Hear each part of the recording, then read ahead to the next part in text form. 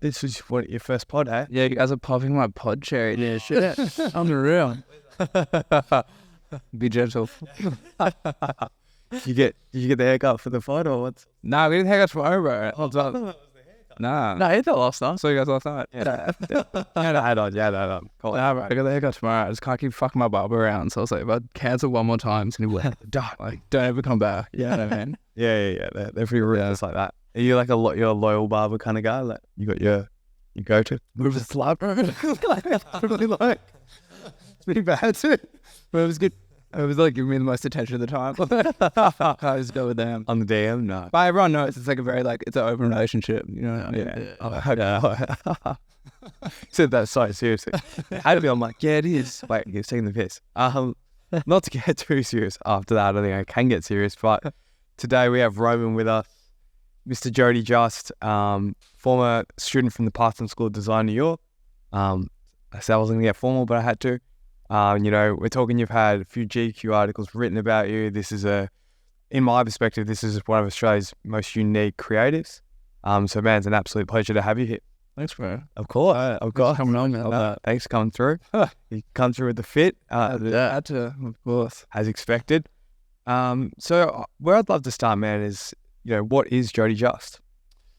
I mean, obviously it's a clothing brand, but for me, honestly, it's just like, sounds kind of corny, but it's just like, it's a necessity. You know what I mean? It really started as a creative output when I was in uni. Because I was trying to apply the things that I was learning in a more practical sense to something that I was doing and could really work on and develop myself, even though I was doing different internships and stuff like that, but it was always, for someone else, or I never had full control of that kind of situation. So yeah, bro, and I've been doing it since I think I launched in 2016 in April, and basically, yeah, I started just doing it with parties and little small capsules, things like that, and then I'd always, honestly, dude, I had it in my head, this will be a cool thing to do, so that it'll be in my portfolio, my resume, and then I'll be able to show that to another company one day, hey, this is how I can do marketing and some graphic design stuff, whatever, get me a job, which was kind of this weird thing. I fully never was this will be something I'll do, you know what I mean? It was always just this is this cool little side thing, good excuse to throw parties, good excuse to get better at shooting and designing, whatever. And then yeah, dude, I'd had my little portfolio after school, and I was going around try to get jobs and stuff. Got a couple jobs, and I was I fucking hate this. This sucks. What's happening? You know what I mean? Is this in New York still, or is this back here? This is in New York, and when I got back to Sydney. So I was in New York. I was there 5 years. My last year there, I was working for a grills company. Helping make grills, basically. They do the marketing, brand management stuff for that, which is crazy experience. My boss was Tony Montana level, just a whole cokehead, just fucking crazy, bro. That's when I learned what gaslighting was, dude. That's when I really understood what grooming was too. It was crazy. It was just the most toxic, fucked up work environment. They would start at 3 PM. Basically hired me, all of my friends, but was paying for people's rents and was getting us new phones, taking us out for dinner and doing all sorts of other crazy shit. Yeah, dude. And then anyway, I found out they were defrauding all these people because I started looking at the books because I was running that company basically. Freaked out. I was fuck this. And I was DJing at the time as well. So then I kind of just ended up DJing pretty much full time, doing a couple random entry level trial stuff at different ad agencies, because I felt that's what I had to do because of my degree. And then yeah, I just was super depressed and was get the fuck out of here, bro. Yeah. And then came back to Sydney, and the same thing, dude. I was going to different ad agencies, different marketing agencies. I ended up doing human experience design consulting for Red Rooster, the food company, doing ethnographic research and all this kind of cool top level thinking stuff. And I was oh yeah, this is cool. You can make mad money and blah blah blah. And I'm it's this weird thing of just want to jump out the window every time I look over at it. You know what I mean? So it's just yeah, I don't know. And then I just really was thinking about, dude, this is what I've enjoyed doing over the last my formative young adult years. So I pretty much gave myself, and it's weird too, dude, because like at that time as well, it's like Post Malone had already like worn my hat, like the AMAs thing. Yep. Or like a few people had already worn stuff. I already had a couple, you know what I mean? It was like I had a couple of articles and shit, but like still in my head, I was just like, nah, like project. Yeah, it's weird. So you had the brand going the whole time, just trickling on the side. Yeah, it is. Yeah. And it was like consuming me, like 100% consumed my life. Like when I wasn't doing other work stuff, when I was at work, I was thinking about it. But I don't know, it's just that weird thing. I just think I never thought it was that viable, or maybe I kind of also didn't necessarily believe in myself 100%. And I also had that thing where it's like I felt like an expectation, which wasn't there. It was like purely on me of, okay, I was, I went to Parsons. I did quite well there, sure. And then there's this expectation of, really having to apply that, what you've learned 100%, and that to go into that very specific career path, which was for me at least like marketing strategy, design strategy, like more kind of like corporate branding stuff. Is there not a big push at Parsons to people to go and do their own thing? Dude, there is, but it's like, it's almost like a cliche. You know what I mean? It's almost like a stereotype. Like, I'm a stereotype. Like, because you went and did your I'm a stereotype because it's like, dude, I went to Parsons. I did like a BBA degree, which is like just kind of like design thinking, design strategy degree. Like Harry Preston did it, for example. And then I was like modeling at the time, and I was DJing, and like then I was like had a clothing brand. There's like memes of that. It's cringe, bro. You know what I mean? And then I'm like a creative director for like a couple like rappers' music videos. It's just like on paper, I'm like looking at myself and I'm like, I don't know my G. Like, That's awesome, though. maybe not. Like, you know what I mean? So Yeah. it's like, oh, like that's not valid. Like I have to like validate myself by this like corporate hierarchy and this like paycheck and blah blah blah. And then people will be like, you're not a stereotype, you know what I mean? It's like, oh, like, yeah, you actually have a brain or whatever it is, you know what I mean? Or it's like, you're not a narcissist. Like, it's like, I don't know, I just felt that like pressure the whole time. And then it just got to a point, I was like, dude, like, fuck this. Like, I'm just gonna give myself like a year to make something happen. And then stuff started happening. So, yeah. So taking that leap, like because a lot of our listeners are like, pretty young 20s, and maybe they're at uni and doing similar shit to like us, where they don't always have that belief, and they're really resonating, I think, with what you're saying. So what was like that tipping point where you're like, fuck it, I'm going to take the leap? And like, how'd you find that in yourself? Dude, honestly, COVID also kind of forced me to, like, I've never really thought about it that much, to be fair, until right now. And now I'm just like putting together the piece of the timeline in my head. And yeah, dude, COVID was like a huge thing. Yeah. For sure. Because I stopped working as much as well. So maybe I just did it out of necessity. No, I definitely made a very conscious decision. I was like, I think it was probably around the first wave of COVID. I think I made a pretty conscious decision of being like, okay, this is what I want to do, and this is what's going to make me happy in life, and happiness is more important than like fulfilling, some expectation that you've put up on yourself anyway. You know what I mean? Well said. But yeah, it definitely would have been around COVID, because that's when I really started scheming big time. Yeah, something to be said for that. So many people probably just don't have the time or the mental energy or space to actually sit back and think about what it is they want to do, like for yourself at those marketing jobs. And you're so entrenched in that you just need to take a step back sometimes and have that 2 weeks or first COVID lockdown, whatever it was. I think lots of people found some value in that. I found, yeah, that's the thing. I mean, it was valuable for like, I'm going to say like a week. And then pretty much after a week, I was like, this is heinous. Yeah. And like, but 100%, bro, it was like, and I was like very, fortunate, and I guess like privileged enough to be in a situation where COVID didn't drastically affect my life in a super negative way, besides just like mental anguish of like being inside and not seeing friends, which is like pretty frivolous compared to other people going through. So like, yeah, definitely aware of that. But yeah, it really was just a forced breather, lots of people have spoken about it. Like other designers I've listened to as well. It's like, it really, this kind of whole, like our, contemporary generations haven't experienced anything on a global scale that has forced us to stop, there hasn't been a world war or like whatever the fuck else has happened, you know? It's just like, so that was kind of like this, and funnily enough, like similar other events that have happened, it did force that, you know, like new ways of managing, you know, tech and lifestyle and all that type of stuff. Super interesting.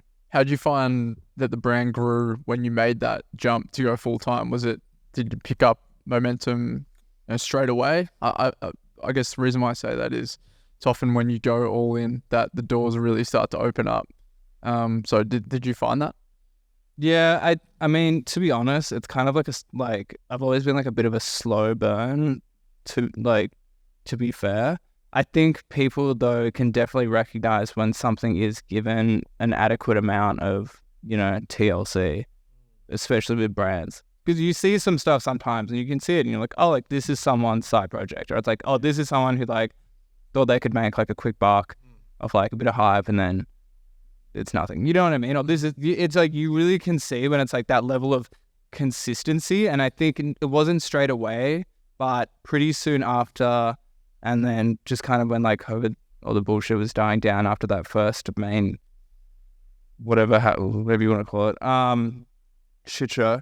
I decided to make, because I've always done capsules, so I decided to I was like, I'm going to make my first collection now and really try to build the brand out a little bit for a cut and sew offering, because a lot of it was, you know, like custom stuff, but then also some made to order stuff and super low quantity. And it was, you know, there wasn't a crazy amount of consistency with the actual product. Like aesthetically there was, but in terms of the actual like quality and how things were being done and like those kind of systems in place weren't there. So once that kind of happened, then I put out the first collection, started shooting that. And yeah, definitely 100%. It really like, and for that first collection, I think I just tapped a whole bunch of homies as well. So like every single look was like someone else who I'd kind of respected or was tight with in Sydney. And that was like also a really nice like homecoming moment. To, I don't know, just like build that like mini little community, I guess. Yeah. You use that word slow burn, and like I think when I think of your brand, there's a lot of different inspirations that you take, and I like you're quite refreshing because you're not really doing this hype model where you're selling something for a night. You sell collections for like I think over a year by looks. Like, dude, yeah, so like yeah, this collection for pretty much it's gonna be seeded out over 12 months. It's dope. Yeah. I like that. Like you can build the storyline ongoingly as well, right? Yeah, and like stuff will come in, like little collabs will happen, like little things that pop ups and all that stuff. Like it's not like a super strict model, but I just think I don't know. I just think it's like a different way of doing things, and it's I actually used to do it, bro. I mean, Jody Lorenzo was like very like known for just super off season, off calendar. It was like I'm gonna do one collection a year, and you can go fuck yourself. Like how it's gonna be, and no one can afford it. Like yeah. But it's, you know, but it's cool. I just think it's a cool way to do it because, yeah, dude, like I'm not in a position where I'm going to like, you know, I wanted to make a full collection. I forget how many looks there are. There's like, I don't know, it's maybe 40 something, whatever it is. Less. But it's like, I'm not in a position where I'm going to produce, you know, 40,000 pieces. Like, you know, so it's like, it makes a lot more sense as well, just for people to kind of experience things for me on like a business aspect, but also just, yeah, like the storytelling aspect and just kind of sound like, fuck it, bro. I'm just going to like constantly like throughout my life I see myself like sticking to what other people's molds are and just being like, you know what, like this works for me. Or maybe like whatever, but it's like, why not try and figure it out rather than just do what the kind of, you know, norm is, you know? What stories are you trying to tell through your garments and through Jody Just? Dude, I think, I mean, it's like, it's my story really, which sounds kind of lame, but like no, it is though, you know what I mean? It's just, I mean, but it's for me, dude. It's like, it's a reflection of me. It's a yeah, it's a introspective moment, and it's almost like talking to my younger self sometimes, but then also like my future self in a weird way. And you know, I'm saying it's about me, but it's about like other kids like me, right? So it's like there's this constant kind of like, there's a duality in all the kind of stories and the clothes and everything. There's like a real hard edge to a lot of the stuff, but then I also want to kind of show a softness or maybe like a slightly more like, I don't know, for lack of a better word, flamboyant side. You know, it's like not everything has to be like 100% in one category, and just having that melting pot of different influences and like being into different stuff, you know, style wise and influence wise, I think is really cool. Yeah, it's about some of those categories because we're talking everything from skating to like it's very broad. Yeah, I mean, dude, I was just recently thinking about it and like, because how old are you guys? 25, 26. Okay, sick. Yeah, like I mean, I'm 28, but pretty much all would have been like that same little bracket. But yeah, there was that era of like, maybe it was more so for me because it was really in like year 7 and 8 in high school for me, which would have been what 2008, 2009. And it's like, dude, like the influences were like, like Tumblr was the thing because like there wasn't really other like there was social media, but it was for friends. It wasn't for like, and like the encyclopedia that it is now for better or for worse, whatever. So it was like, dude, it was like weird Tumblr shit. That was usually just kind of like either like weird fucking like indie sleaze, like heroin chic type shit, you know what I mean? Like Dash Snow and like, In the Nest and like all that type of like kind of weird stuff. Like Skins was on TV. And then, but also like hip hop, like American hip hop was like super big. Like I remember when I was in year 7, like Fitteds was still like fucking such a vibe. But then skating was also like this crazy big influence. And then I grew up in, like for the most part, my childhood, I grew up in Chatswood, which is like the unofficial home. I don't want to claim it, but like, I don't know. It's just like very like one of the, starting points of, like searching like culture, Eshe culture, they're calling it now. And like Chatswood Skate Park is such iconic. Like Kid Leroy. It's like, I'm pretty sure that's where the word chat comes from, bro. It's just like, no, like, you know what I mean? Like, yeah, I don't know. I mean, there's several areas like in Sydney, but it was like, for sure, like, like the Lee, Willow and like Redfern. But then also like Chatswood was like this weird North Shore, just kind of like, yeah, it's fucked, bro. Hey, but it was sick. Like it was sick. So it's like, and then at the youth center though, it was all like hardcore music. Like the PC, like the Chatswood Youth Center, it's just like all hardcore bands. It's like super into hardcore music. It's weird. It's just like so many, you know what I mean? So many influences, and like you don't like you're getting all your kind of like cues from like the older dudes, like the older, someone's older brother, and like the boys and that sort of thing, or just like kids at school or TV or just like music. It's such a like chaotic time. It was like the ultimate tipping point in a way. Like the internet's like up and running, it's firing, but it's not really like it's still that dial-up internet to a degree. When you call that number and you hear that, dude. Yeah, I mean, don't get me wrong. Look, I'm not like felt like it was fast, but like you know what I'm saying. Like, but it was definitely like, it just was so not like the tool that it is. It was like for looking at Tumblr, watching porn, and messaging people. Like, that was pretty. As far as any like 13, like 14-year-old was concerned, like it's simple. It's okay. It's very simple. That's true. It's like that's like it was just So it's like I don't know, and I'm constantly drawn back into those influences because like, dude, like that's what shaped me as a person so much. Well, you definitely see it in the clothing. Like now, even being in your showroom yesterday. Yeah, and just all the and just all the different types of garments you had. You would have had a rack with 60 different SKUs on it, from suits to jackets you're wearing now to dude. Yeah, totally. It's I never thought about that. It's weird to have a rack with like a fucking Nike custom tech fleece and like a tailor-made suit, bro. Yeah, that's fire. Yeah, that's what I mean. I think when I was first researching, I was like, I'm fucking confused, but I like where this is going. I mean, I hope it's not too confusing. No. And the way, like, sitting down with today and hearing you talk about it, I love that you take that slow, long burn approach because, like, the more I hear, the more I'm like involved. I'm like, oh, I watched that TV show. Oh, I was at that skate park. Oh, I graffitied that wall when I was little and got told off. There's just a lot of like, there's a lot of like very little kind of like references that are for me, and I think like sometimes people will pick up on stuff and I'm like, tight. Yeah, I made that. Or like what's really fucking cool is, for example, like my two interns who work for me who are a little bit younger, and they take it in through like a totally different lens and still think it's tight, but like for like some other reason, and it's like that's fucking dope. Like I'd love like seeing that kind of like, I love seeing like making something and then they're getting like recontextualized through someone else in a positive way, 100%. I'm really interested. We sat down last night. We had Korean barbecue, for those wondering, and yes, thank you very much. It was delicious. Thank you. On the comedy cup. Yeah, man, it was all happening. And we spoke about like your love-hate relationship with content. Talk us through, like, so for a while there, you're like, fuck it. You're essentially an artist. Well, you are, but in terms of as far as a clothing brand goes, it's so fast paced, everything's getting forgotten about. And you took this stance where you're like, fuck that, like I don't want things to be forgotten in 5 minutes. So I'm rambling here, but run us through like your relationship with content.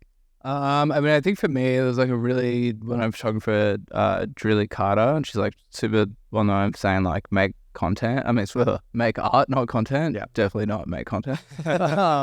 Yeah, she's fucking sick if you ever look her stuff up.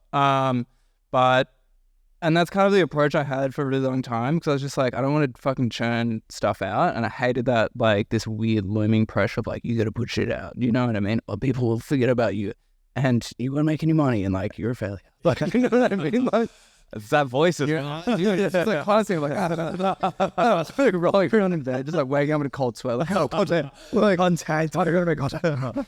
Right, kind of voice. But yeah, dude, like, I don't know. I was like, I don't want to fucking just make bullshit. So I was like, all right, I'm only gonna do like shoots, and then I was just doing shoots every now and then, but I still was doing other jobs, and it just ended up getting to the wayside. And I think also you just got to get the fuck over yourself at some point and be like, you know, is it that I'm like don't like content, or I don't like, you know, the word content and like what I think it represents as, you know, like how a lot of people think of it. When I don't know, I just cringe. Like when someone says to me like, let's make content. I'm like, ugh. Yeah. I'm like, shut up.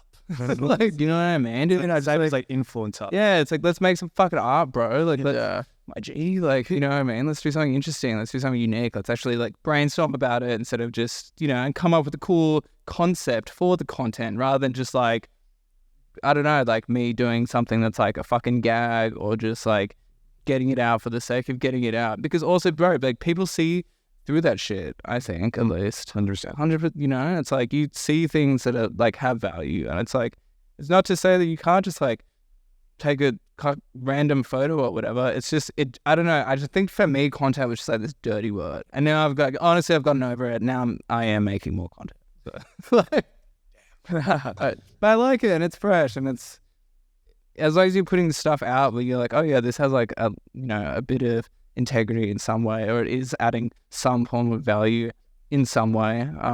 Yeah, I think the belts are the best example of that. I just put out this belt, and I've been like contenting the shit out of these belts, and just like, because they look sick, and you know what I mean. So it's an interesting thing where I'm like, yeah, like this is just me walking down the street and like someone like going with the camera, and it took 2 seconds to do, but it looks fucking tight. So yeah, I suppose back to, you know, making the art first, but, you know, rather than making content, it's like it puts a bit of pressure on you to go and make cool shit so that you can actually make content with. Like, yeah, and I think also, dude, that's just like a thing of like going to fucking like the school that I did and just being around the people that I was around for a long time who had, it's just like very like purist design, like purist fashion, like very like, it's cool to be pretentious sort of thing. And it was like, there's also this thing that a lot of people, and I definitely like with the whole content thing got caught up on, which is like, dude, just because something took 2 seconds to do doesn't take the value away from it. It's all about like how you kind of frame and see things. And I've always thought that with everything else, but for some reason when it came to, you know, my digital presence as a brand, I would be like, it has to be this, like, I have to do this fantastical shoot, and we have to do it at golden hour, and like I'm gonna be standing right there at 5:03. Like, you know what I mean? Like, the light's gonna hit you like this, and just being like so intense about it for like no reason, really. Yeah. I hear. Now we're speaking about Parsons. Like, I'd love to dive into New York, and I think just the general energy there. Like, how's that shape what Jody just is, and of course you. I think, dude, honestly, like when I left Australia, I just turned 19. And yeah, the person I was, I think I'm still the same person, but I kind of didn't know who I was. That, I don't know. That's confusing. When you were there? When I left Australia, right? So it's like, I was partying a lot. I was hanging around a lot of like, you know, just a bit of like edge people. It was just a weird scenario, and I just like kind of had that like weird Sydney like tough guy thing going on, and like fighting thing going on, and you know what I mean? It was just like but I was still so into art, and I was obviously like I'd already gone into the uni there, and it was just like, yeah, I don't know. I think I was just like pretty. You don't. I don't know. I don't know if most people when they're younger, like I'm sure I have that, but I didn't know who I was. Like I knew who I was to a degree, but really I had no idea who I was. And I've realized later in life, I was kind of been the same person, but my perception of self and how I kind of, operated within like society, I guess, has changed for the better. I said like, but yeah. So it's like that's what Sage, right? So I was kind of like in this weird bar. I was going like fucking Marquee and like Ivy and shit with the boys. Like my voice is 2 octaves deeper. Like you know what I mean? Bro, I just put it on. Like it's just like this like weird thing of just like wanting to be a fucking six cunt. Like and I went to New York and I was like, holy shit, like none of that matters. Like, you just go and you're like, wow, like all the fucking social shit, all the like, yeah, bro, like he's a fucking heavy cunt. Like cunt. Like you know what I mean? It's like then you get to overseas and you're like, oh wow, that dude's never gonna be able to travel. Like you know what I mean? Like he's a whole you never think this shit. Like yeah, like how was that? Like Parsons is a pretty difficult school to get into. It's extremely renowned. Well, were you do you have wide eyes walking into that, or were you a little bit naive to it all? No, I was pretty like, I don't know. To be honest, I've never really liked school, but I've liked like academia and studying, which is kind of weird. That is. But I didn't really like school because I didn't really like the teachers, and I didn't really like being around like a lot of people. I know who you were. You're that teacher. Like the teachers hated you, but you always got really good grades. And like, how the so much potential, but like such a dick. So much potential, just like such a fucking dickhead. And then, but there was kind of this moment, and my parents were like, "All right, like, what do you want to do? Like, want to be a fuckwit, or like actually like do something with your life? You know, like I don't know." Because I was just like going down this like weird path for sure. It's probably started when I was like 15. And it got like incrementally worse. And then even though I still got put on like this kind of like path of, getting my shit together, I was still kind of like on this like very gnarly path. And I'm so fucking happy I got out. Not because of like anyone else, just because of me. Like I just had to leave because I was like, yeah, it was just not good. But so I basically like year 11 and 12, I was like, all right, I'm just going to like put in some effort and study and do well. And then I ended up doing all right. And then Parsons at the time, I don't know what it is now, the application process, but they have, it's called like the Parsons Challenge. So you had to make 3 artworks, 3 essays, show a bunch of grades, and then do all these interviews and like just say like, why you should go there, blah, blah, blah. I think my entry, I did like this 3-part series, and it was all about the like commonality. It was like these watercolored paintings, actually with diamantes, which is kind of funny. And these like big flames. And it was about, the relationship between Australia and India has through the colonization with, hold on. It was the relationship between Australia and India. And that the relationship because of England being like colonizing dicks, basically. Yep. So it was, we share this kind of. yeah, so it was kind of like about that. So it was like pretty political. It was, like, I don't know, I guess it just like it ticked the boxes, and it was interesting. And I was like, so I'm not saying I did that because it was like a box ticker. I think it just, that's what it was, Yep. And I think obviously when you're doing something, like read the criteria, like Every smart. but yeah, dude. And then I got in, and it was just like I didn't apply for any other uni or anything in Sydney. I think I wanted to go. There was one other degree I wanted to do, but I think I needed an ATAR of like 98.9. I was like, well, I'm definitely not getting there, so I didn't even apply. Then I told one teacher, who's funnily enough my design technology teacher, who's just like this bitter old man. That's all right. I don't remember his name, but whatever. That's how much I don't think about it. But he was like, it was like the end of the last day of school, and we're all going around in a circle, and he's like, all right, so what are you going to do, blah, blah. And I said, I want to go to Parsons, because I hadn't gotten in yet. I was like, yeah, I want to go to Parsons, I want to be a designer. He's like, oh, good luck, mate. Like, you know what I mean? I was like, all right. I think, Yeah. So yeah, I don't know. I don't think people really, and I told people that I wanted to go, but I don't think a lot of people took it seriously and believed me. But yeah, and I was there. I did well. I've got a bunch of scholarships. And then I graduated valedictorian. Wow. Suit up. Suit up? Not really. But like, What's that like valedictory like? Some like Illuminati or like? nah, dude, it's just like the ducks of like the year. So I was like, yeah. And it's a pretty big fee, man. That's You ducked. Yeah. Oh, valedictorian. That's what it is. oh, is that what that is? Yeah. It's the secret society, bro. I didn't get ducked. You have to tell. Well, I want to ask. So you're in New York. You've just tuxed probably the best design school, or definitely in New York, maybe in the world. You're in this melting pot of design, fashion, culture. Was that hard leaving that to come back to Sydney? Whereas like with, I guess, all that being right there? I think honestly, by the time I left, I was just like in a pretty like, I was ready to go. A bit burnt out. I was just burnt out, bro. Like my course was so intense. It was just like, yeah, I don't know. It was insane. Like I could explain the workload, but it was just it's an insane amount of workload. Like it was, I was just constantly like at the library, like 4 a.m.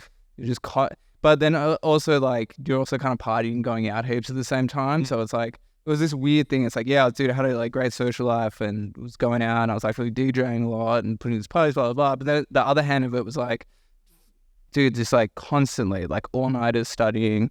Yeah, just like so much reading. Oh my God. So much reading. So many like, yeah, dude, the essays. Yeah, because I did like my degree is like, it's a business strategy degree. So it's like design, like product design principles and methodologies applied to business strategy and solutions.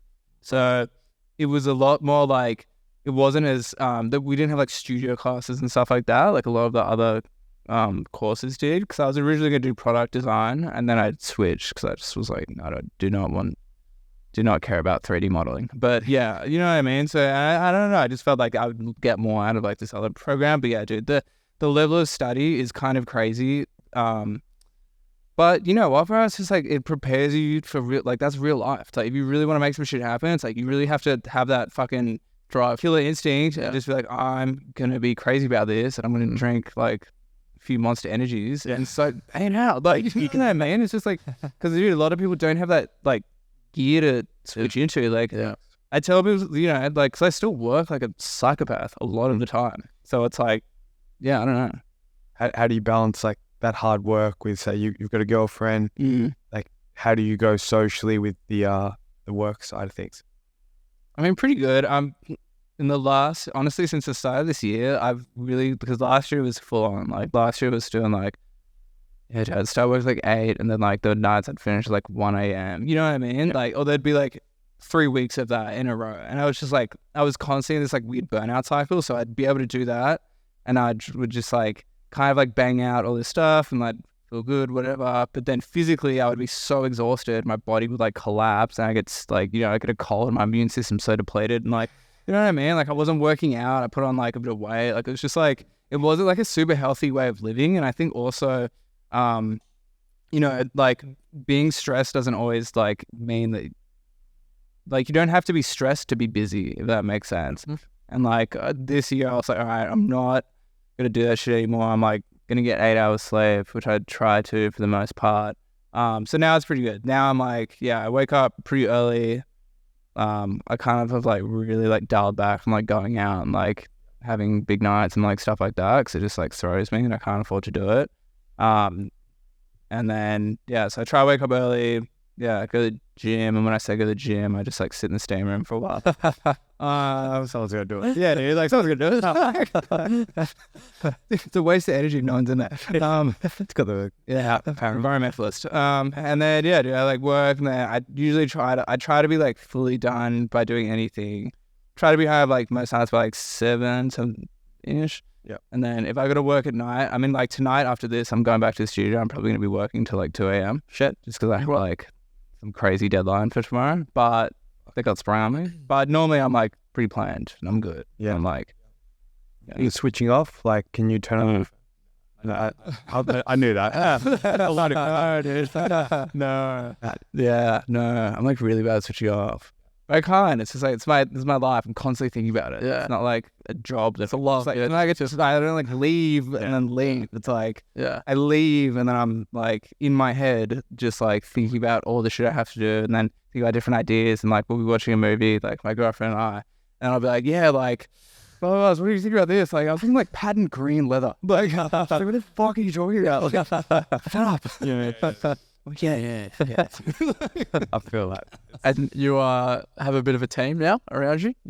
Yeah, so I have like a couple of dudes who work for me, who are Chris and Angus, who are fucking legends. And then, yeah, I have people come in as well and like do different things Well, I mean, just trying to like, dude, delegate a bit more because it's just like, it's too much, man. Like, I imagine it'd be tough for you to delegate. I can see that you'd have like a threshold of like the work. you can see you're insane.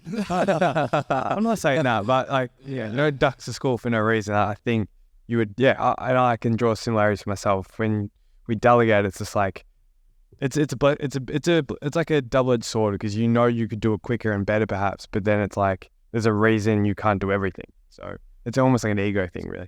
Yeah, for sure. I don't know if it's like for me, I don't know if it's like a super ego thing. It was more like a time thing, and I didn't have people, like, I wasn't willing to put in the time to like train someone how to do it because I was always just in this kind of like state of like, oh, we're gonna get this faster going. It was like, you know what I mean? Yeah. So now I'm like with like the dudes I work with you in the studio, you know, like most of the week, it's like I've shown them, this is how we like make this pair of jeans, or this is how you do this is how you do that, and I'm about to take them through to show them how to do, you know, like tech packs and mock-ups and all that type of stuff. And it's like, yeah, dude, it's like, and it's like also it's you should be doing that for people who are like giving you their time 100%. It's like, what's, you know, so Kind of like 2 sets back for like 10 forward. dude, 100%, like 100%. You just gotta like get out of like the moment for a second, or like get into the moment. I don't know. It's too duality. Yeah. Do you see yourself moving back to New York at any point? Dude, like, yeah, honestly, like, I would love to, but I also like love Sydney so much. When I first moved back to Sydney, in my head, I thought I was just pretty much going to be coming back for a year, and then just like things kind of snowballed and got out of hand, and then I was like, all right, sick, like I'm here, and then COVID and blah blah blah. Obviously, like, have a like girlfriend, we live together, like love my life in Sydney like very much. So I don't know, like I definitely like, it's such a like part of me, you know, and it's like, I don't know, I feel like people have like lived, like I have a bunch of homies who like born and raised in New York, and they probably hear me saying this and like, you live 5 minutes, bro, shut the fuck up. But it's like, you know what I mean? But at the end of the day, bro, it's like, it did have like the most profound effect on me. So probably, for sure. Yeah. Yeah. Wait, you said sorry, Jeff. No, there you go. You share a space with an artist. Was it Nookie? Nookie. Yeah. Tell us about that. I mean, he seems like a really interesting guy, and just the dynamic there seems pretty cool. And dude, yeah. So Nookie, absolute fucking legend. Is a Indigenous rapper, Triple J presenter, host of Blackout, and also business owner for honestly a few things, but his main one is We Are Warriors, which is a company in partnership with RGA that he runs, and it's all about putting forward, you know, the next generation and the current generation of Indigenous First Nations role models, and giving a platform for people to look to, and as a consultant as well, for, you know, actually having diversity and like who you're hiring, and, you know, getting all that just like really important shit that like people have been doing. But it's, I think the beauty and the reason that people gravitate to Nookie so much is because you meet him as a very nonchalant, very personable guy. There's a real authenticity there, and it's not polished. You don't feel like there's any script reading going on or anything like that. And it's a really like, yeah, it's just a very like, very cool, great dude. And yeah, so I'd have a space with him. It's really his space. It's the We Are Warriors headquarters on Harris Street in Ultimo. And that space is going to be used for doing workshops with kids, photo shoots. We're going to be doing co-working space with, you know, like very extremely discounted stuff for First Nations people. Yeah, there's honestly, so much. I feel like I'm missing out like 90% of it. I mean, it's crazy, dude. He's judging the music category for the Cannes Lion Film Festival next week. Yeah. You know, like, yeah, crazy. Yeah, amazing, very amazing guy. Yeah.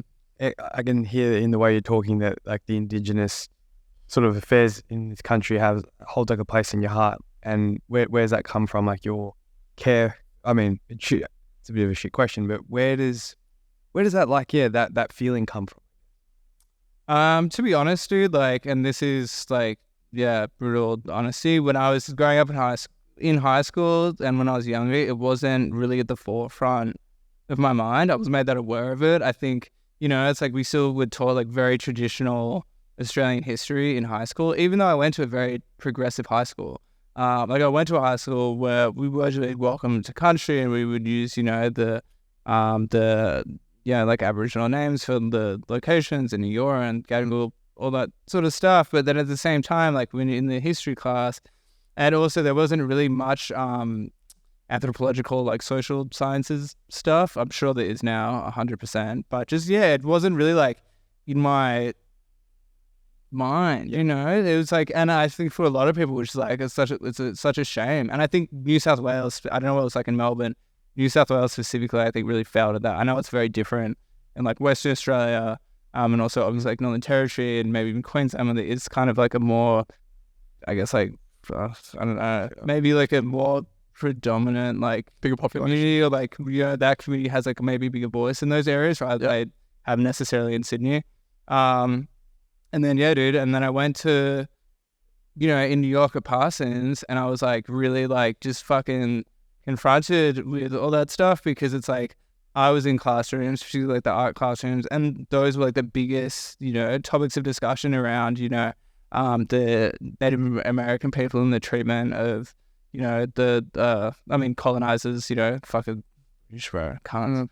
And also, then the treatment of like the African American population, that history, and it's like the American history is like fucked. It isn't fucked, but it's like the fucking like putting that's like this is what a fucking is. You know what I mean? It's like that hadn't happened in Australia. Yeah, I hadn't had that like moment. Yeah, and then dude, I had this moment. I was like in art class. I'm like, bro, I'm fucking like white, fucking straight, middle class, like just male, whatever. It's like I'm so like live in this like totally little privileged tiny little bubble, and I think that honestly was definitely like a very big moment of like, oh yeah, and and I'm in this country that has this crazy history, and I'm constantly talking about it. So it's like, what's the history of Australia? It's like, the history of Australia is fucked. And then also my mom actually lives in Darwin, and she does a lot of work with different organizations and government organizations and a lot of stuff up there. So going up there a lot more, and then just since I've been back, and I think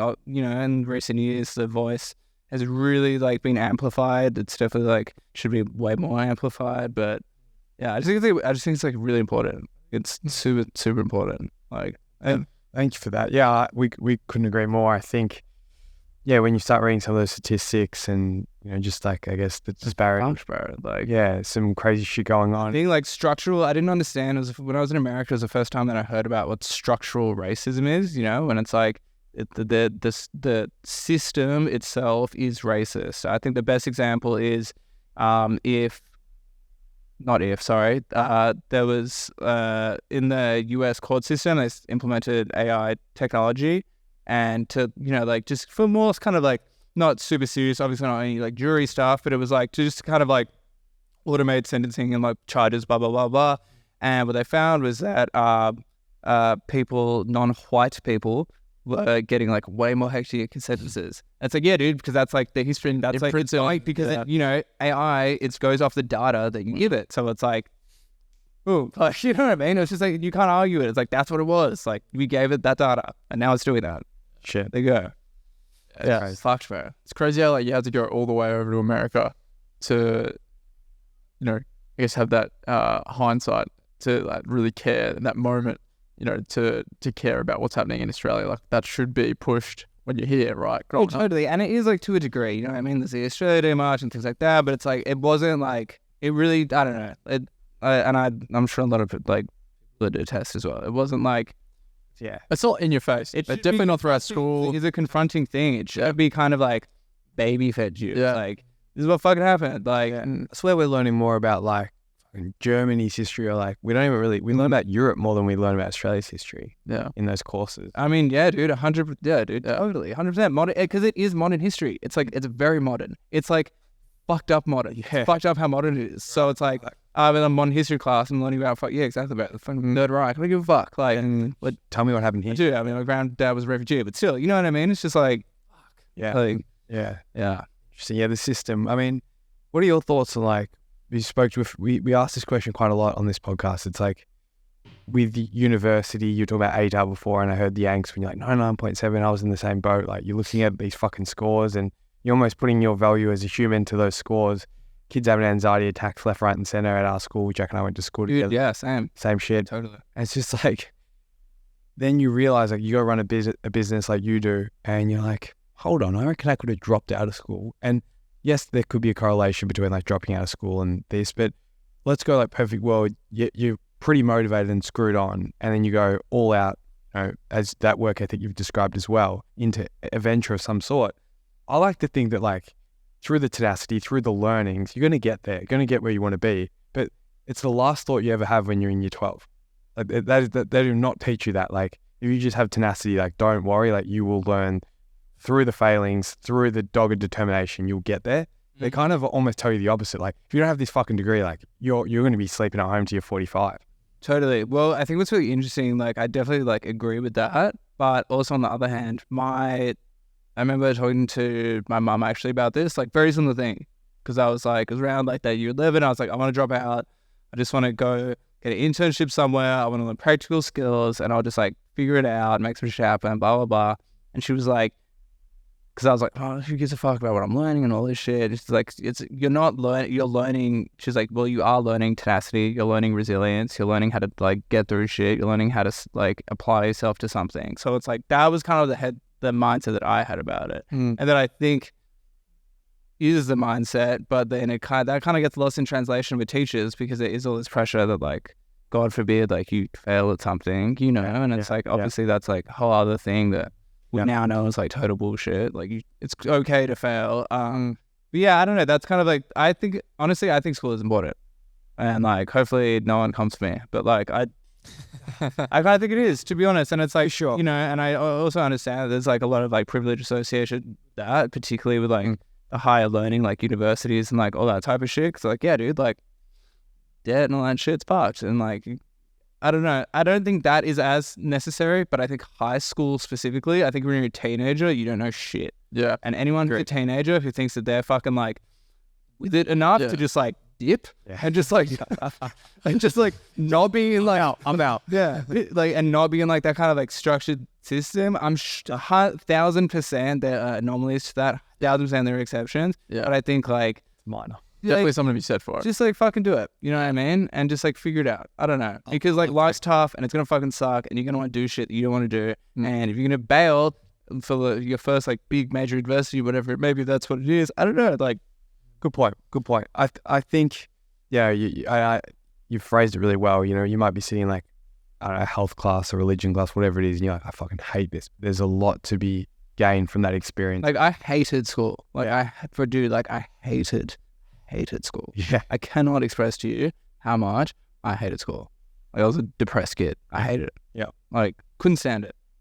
Am I glad I finished? 100%. Like I'm so happy. At least for me. I can only speak for me. I can't talk for other people. But for me, it's like, I know like if I left, shit would have gone like south. Yeah. You know what I mean? Because maybe I didn't have that level of like tenacity and like whatever. I don't know. That's what I'm saying. Like maybe some kids like do 100% have that. Like I definitely was like a driven kid. I remember like my first like brand. I was like, I did this thing called like Brink, and it was like kind of like Mike Giant like rip-off like graphic, you know what I mean? Like some work shirts and like some weird kind of like Supreme rip-off shit, but stickers and yeah, you know what I mean? Like it was cool. Like I was still doing stuff theoretically. I was like teaching myself how to DJ and like doing all these things, and I was still like, trying to be active like in the streets. Like graph and shit, but yeah, I don't know. I know for a fact, like if I left, like, yeah, would it be good? Yeah, something to be said for that structure. So yeah, I think there's obviously a lot of different paths that people can take, and dropping out might not be quite a daunting path as it's maybe made out to be, or I think a lot of people that do drop out with the right intentions everyone's different, probably land on their feet. Yeah, exactly. That's the thing. I find it hard to like, that's why I always will bring it back and just say like, for me, because it's like everyone's different, bro. Like everyone's like, for you know what I mean? Like I know people who have like dropped out early and are like successful and like super happy and like stoked, and it's like, fuck yeah, dude, like that's mad. Wish I could have done that. Yeah. Wish I could have been like, being someone that's so focused in your own lane and plays the long game, whether that's with your garments, the narrative that you're telling through your brand. what do you say to people, or what would you say to people coming up who are worried about what others think of them, or maybe, you know, a bit confused with in this world of information and social media? Dude, I don't know. Just like fuck him, honestly. Like who cares? Like who cares? It's so hard though in Australia because you really feel that judgment. It's tall bobby syndrome, the thing. We know it's a thing, but for some reason we keep talking about it, but it's still there. Like I don't know. No one quite knows how to like get rid of it. Yeah. But It's growing. dude, it's a fucking thing. So like, yeah, I don't know. It's like who cares, bro? I think at the end of the day, it's like think back to like a couple years ago, thinking about how you thought about one person and about how now you could not give two fucks about it. Yeah. Maybe. I don't know. So it honestly doesn't matter. Like, I mean, it's impossible not to kind of have some level of caring what people think, you know? It's like almost like a primal thing. You want to seek approval. You want people to say, good job, unless you're like a bit of a sociopath or whatever. So it's like, yeah, people want that like nurturing, that like positive like thing, but at this, you know, depends how and where you get it from. And I think you'll find that if you really are authentically yourself and you're like, this is me, and just like don't really give a fuck, then people respect it. And then the people who don't are the ones who are the most fucking insecure. So who cares? Like, Yeah. Well said. yeah. Do well said. Man, from all you've done, like from, you know, heading to New York and from building out your brand to like the way you approach things, yeah, I really think you are one of the most unique creators in Australia. No, I mean that. I mean that. I swear. And I think this is just the tip of the iceberg for you. Like the way you have approached this, the slow burn that you play, I think it's like a really compounding effect. Like even for me to get to know you over the last 48 hours, I'm really seeing the story and the pieces. So I think the more you grow, just naturally people will really see what it is you're doing. It's unique. No one's really like, I couldn't name another 3 brands doing it in Australia. Probably, you know, in New York there's 25, but yeah, it's something really awesome, man. Sick, bro. Thank you so much. Boss. Appreciate it. Oh, shit. Thanks for coming on, brother. That's it.